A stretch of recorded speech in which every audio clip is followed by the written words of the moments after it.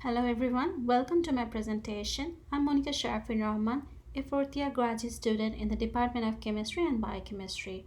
I'm working with Dr. Dominik Konkolewicz and Dr. Richard Page in protein polymer conjugates area. Today I will be talking about polymer modification of lipases, substrate interactions, and potential inhibition in this platform. Before moving further, I would like to talk about protein polymer conjugates a little bit here. So protein polymer conjugates works in the interface between biotic and abiotic world. We try to combine these two worlds together to solve problems of global importance in a lot of area.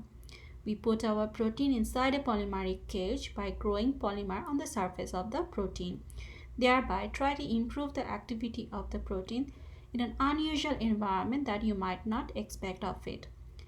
This approach can also enhance the stability of the protein significantly. Enzyme industry is huge and can be used for a wide range of application.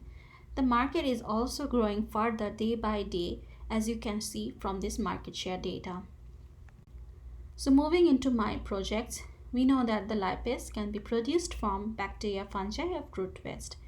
Lipase is used for biodiesel production from vegetable oil by a transesterification reaction. This reaction often takes place in oil-water interface, in which the substrate is soluble in hydrophobic phase and the enzyme is in aqueous phase. In the typical lipase, the catalytic side of the enzyme is often covered with a lead, which is activated only in presence of a hydrophobic interface. In my project, I am using Canadica Antitica lipase B, which does not possess a hydrophobic lead covering the catalytic side, allowing it to be active in absence of a hydrophobic interface. Also, the enzyme is suitable for a wide range of substrates. So I modified my Calbi using hydrophilic acrylamide dimethylacrylamide, hydrophobic NiPAM-NIPMA, anionic EMSA, and cationic DMAPA polymers. Each polymers were synthesized in three different chain lengths, DP10, 25, and 50, to have a look on the effect of chain length of polymer on the activity and stability of the enzyme. So this is the workflow of conjugate preparation. So initially, a polymer is produced by adopting raft polymerization approach, for which a raft or chain transfer agent is used. The monomer is added one by one to the raft agent to have a well-defined raft polymer at the end.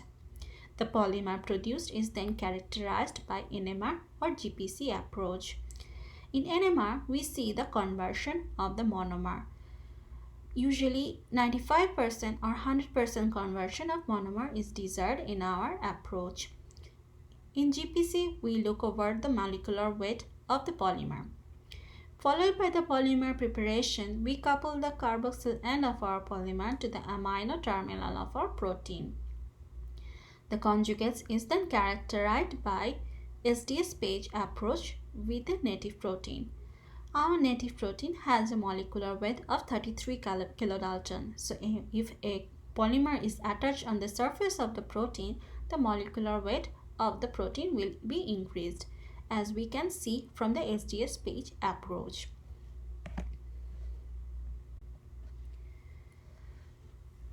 Then we move forward to the stability and activity assessment. For the stability assessment, we can use CD and DSF approach. The CD approach can tell about the helical content of our protein. So, if you have enhanced helical content compared to your protein, you can say your protein conjugate is more stable.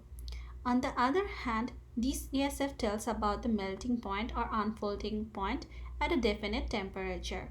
If your protein unfolds at a higher temperature, then you can say your protein is more stable or your conjugate is more stable or not.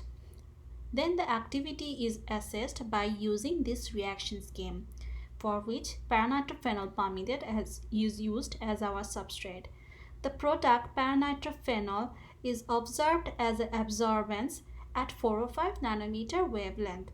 So if you have enhanced absorbance, you can say your enzyme is more active. So in our assay, we observed that the acrylamide and dimethyl acrylamide conjugates were showing enhanced activity, which was also preserved in 25% and 50% ethanol solvent system, probably due to their non-covalent interaction with the protein. Hydrophobic NIPAM and NIMA conjugates, on the other hand, were diminishing the activity. Due to their hydrophobic nature, we are hypothesizing that they might be blocking the catalytic site of the enzyme, which might be responsible for the reduced activity. The AMSA conjugates are completely inhibiting our activity of our enzyme. As we observe from our CD, they might be causing the unfolding of the protein, which showing the decreasing the activity. Our activity assay was run at pH 7 and the isoelectric point of the protein is pH 6. So at pH 7, the protein is negatively charged. The DMAPA polymers, which are positive, might be interacting with the negatively charged protein, which might be responsible for the reduced activity in aqueous system. However, interestingly, we found that DMAPA conjugates were showing enhanced activity as we increased the percentile of ethanol and acetonitrile in our system. So we observed the stability of chemical and different organic solvent system by CD. So in our assay, we saw that the hydrophilic and hydrophobic conjugates were enhancing the stability compared to our native protein. For thermal stability, we adopted functional thermal stability approach, for which we incubate our sample at 50 degree and 60 degrees Celsius temperature and then ran the activity assay as mentioned earlier. In our activity assay, we saw that the hydrophilic and the cationic conjugates were showing enhanced stability compared to the native protein. In conclusion, DMAP and NIPAM conjugates with CalB has enhanced and diminished activity compared to the native CalB. So in future, we want to use these properties to control the activity of CalB in different pH systems. These are my references. Thank you for your attention, and I would like to take any questions.